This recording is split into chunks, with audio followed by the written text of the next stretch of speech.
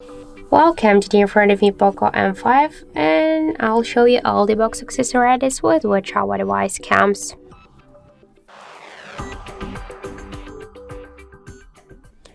So first let's open the box.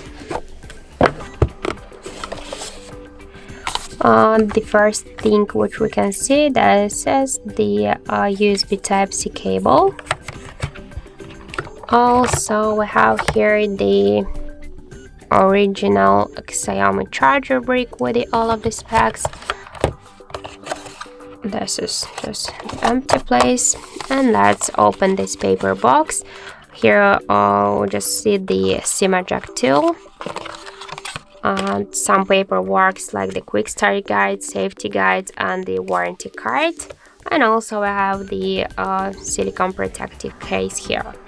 So that's it. That's all of the box accessories with which our POCO device comes.